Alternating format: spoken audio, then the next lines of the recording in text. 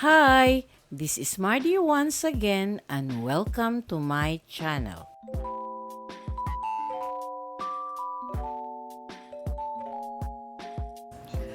Hello mga kababayan! Welcome back to At Home with Mardy. Today, I'm sharing 10 mind-blowing facts about the Spanish era in the Philippines that you probably never learned in school. Get ready to discover some surprising stories and hidden truths about our past. Make sure to stick around till the end. But before we get started, I want to hear from you. Which part of Philippine history fascinates you the most? Drop your answers in the comments below. And let's get this conversation rolling. Ready? Let's go! If you are new to my YouTube channel, please don't forget to like, comment, and subscribe. At para updated kayo sa mga susunod kong videos, please click the bell notification below. At sana po, don't skip the ads and please watch until the end of my video.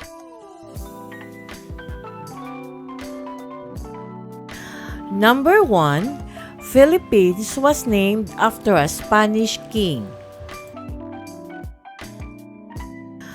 The Philippines was originally named Las Islas Filipinas by Spanish explorers in honor of King Philip II of Spain, who was the reigning monarch at the time of Spain's early expeditions to the archipelago in the 16th century. The name was first used by the Spanish explorer Roy Lopez de Villalobos in 1543, initially referring only to the islands of Leyte and Samar. Over time, the name came to encompass the entire archipelago. The Spanish colonization that followed cemented the name Filipinas as the official designation for the group of over 7,000 islands, a name that would endure through centuries of colonial rule and into the modern era as the Republic of the Philippines. Number 2. The longest colonial rule in Asia. Spain ruled the Philippines for an extensive period of 333 years from 1565 when Miguel Lopez de Legazpi established the first permanent Spanish settlement in Cebu, until 1898 when Spanish control ended following their defeat in the Spanish-American War. This makes the Philippines one of the countries in Asia with the longest continuous colonial rule.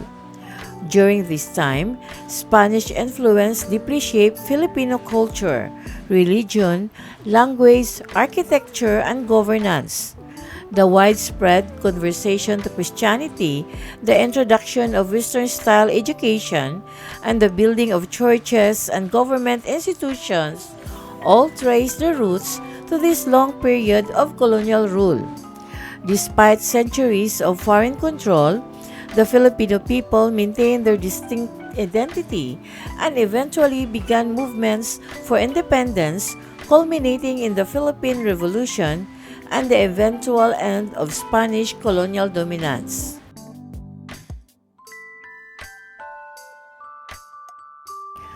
Number 3. The Gallion trade connected to the world. From 1565 to 1815, the Manila-Acapulco Gallion trade served as a vital link between Asia and the Americas, making Manila one of the world's earliest and most significant centers of global commerce. This trans-Pacific trade route connected the Spanish colony of the Philippines with Acapulco, Mexico, then part of New Spain, enabling the exchange of goods, cultures, and ideas across vast oceans. Asian products such as silk, porcelain, spices, and other luxury items from China, India, and Southeast Asia were transported to the Americas aboard galleons, and in return, silver mined from places like Mexico and Peru flowed into the Philippines. This system not only boosted the colonial economy, but also laid the groundwork for the early stages of globalization, as goods and influences passed from Asia to Europe and the New World through this extensive trading network.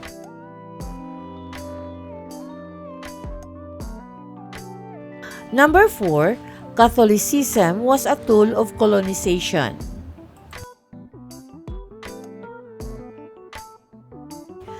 Catholicism played a central role in Spain's colonization of the Philippines, serving not only as a religious mission but also as a powerful tool for social and political control. Spanish missionaries, particularly from religious orders such as the Agustinians, Franciscans, Dominicans, and Jesuits, were sent to convert the indigenous population to Christianity.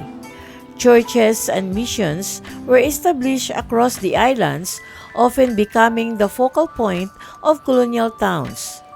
Through baptism, religious festivals, and education, Catholic teachings were integrated into daily life, helping to reinforce Spanish authority and cultural influence. Over time, Catholicism became deeply rooted in the Filipino society, and even after the end of Spanish rule, it remained a dominant faith. Today, the Philippines is the largest Catholic nation in Asia and one of the few predominantly Christian countries in the region, a lasting legacy of over 3 centuries of Spanish religious and colonial influence.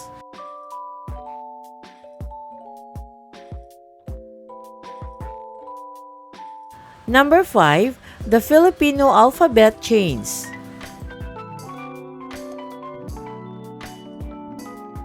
Before Spanish colonization, Filipinos used indigenous writing systems such as baybayin, an ancient script used to write several Philippine languages. However, with the arrival of the Spanish in the 16th century, the Latin alphabet was gradually introduced and promoted through religious instruction, colonial education, and governance. Over time, baybayin fell into decline and was largely replaced by the Latin script, which became the standard writing systems across the islands. While this shift facilitated integration into the colonial administration and the spread of Catholicism, it also led to the near erasure of native writing traditions. In recent years, however, there has been a growing cultural revival aimed at reclaiming and preserving baybayin as a symbol of national identity and heritage.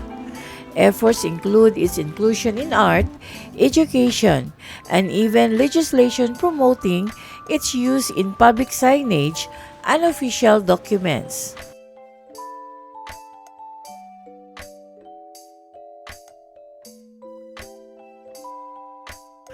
Number 6, education was religious and class-based.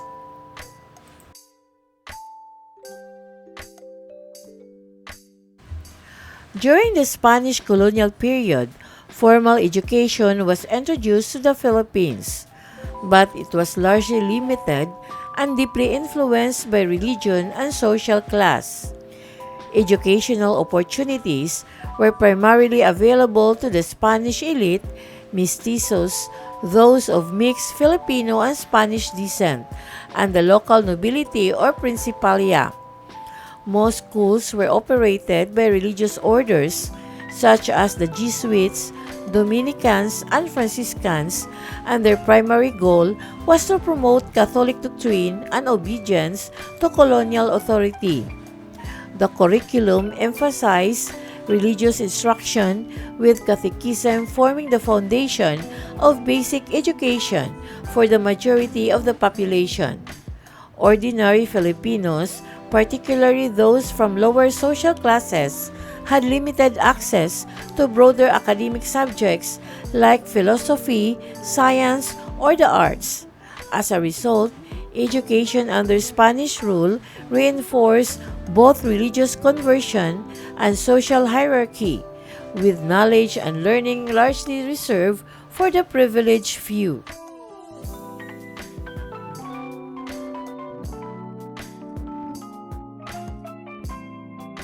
Number 7. Filipinos were not considered Spaniards.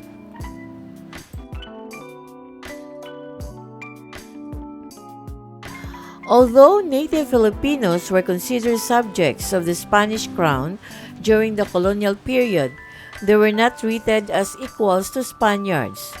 A rigid social hierarchy was enforced with Peninsulares, Spaniards born in Spain occupying the highest position in government, the church and society.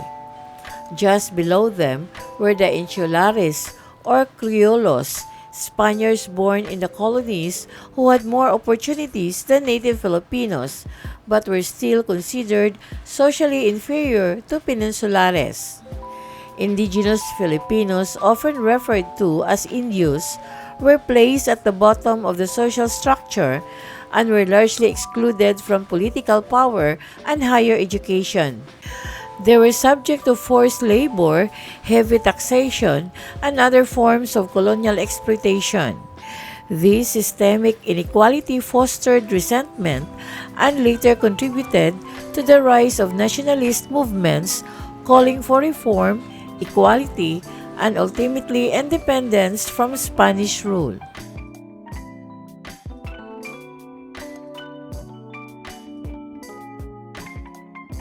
Number 8.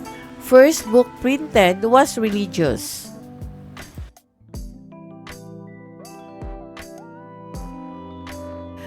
The first book ever printed in the Philippines was a Doctrina Christiana published in 1593. This significant work was a religious text designed to teach the basic principles of Christianity to Filipino people. It was written in both Spanish and Tagalog, reflecting the colonial goal of spreading Catholicism, and it was unique for being printed using two scripts, the Latin alphabet, which the Spaniards introduced, and the indigenous Baybayin script, which was still in use at the time. The Doctrina Christiana served as an essential tool for missionaries in their efforts to convert the local population and was a landmark in the history of Philippine literature and printing.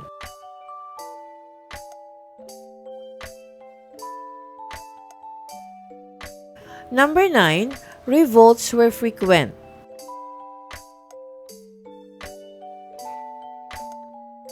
Throughout the more than 3 centuries of Spanish colonial rule, Filipinos frequently resisted foreign domination through numerous uprisings and revolts.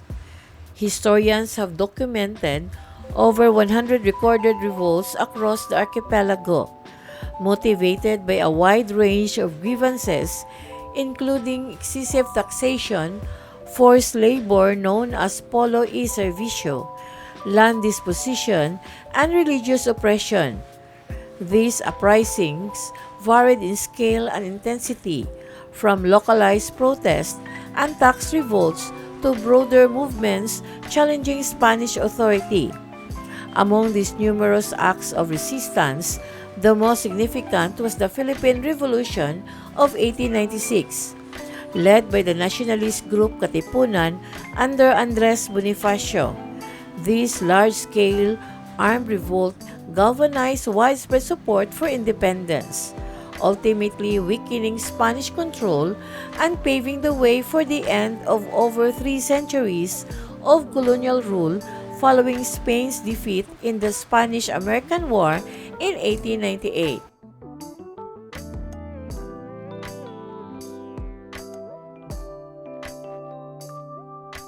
And number 10, Spain lost the Philippines in a war it barely fought.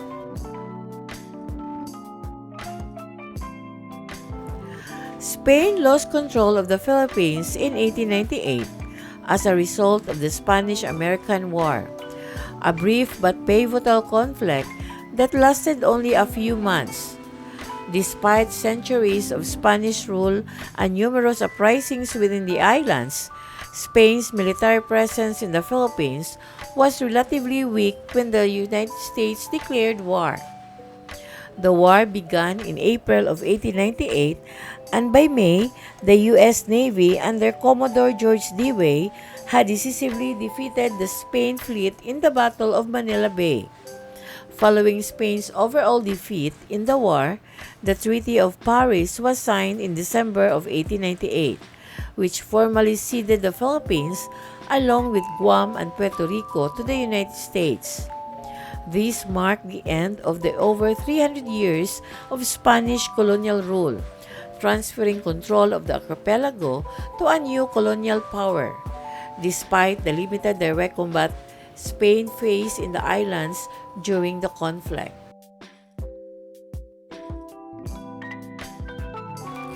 Hello again mga kababayan! Which of these facts surprised you the most? Or do you know a hidden story from the Spanish era that most people haven't heard about? Please comment down below. Daghang salamat! Thank you very much for watching. And according to Gary Allan, life ain't always beautiful, but it's a beautiful ride.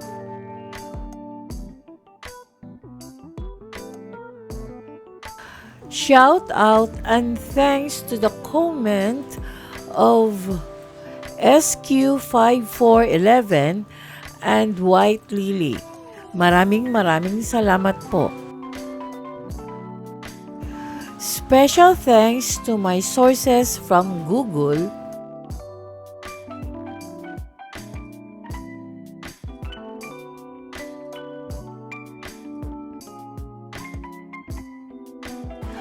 Phot Credits to interaction.philstar.com, Vocal Media, squaremag.ph, sinaunangpanahon.com, medium.com, rappler.com, philstar.com, allhistoryfandom.com, and enwikipedia.org.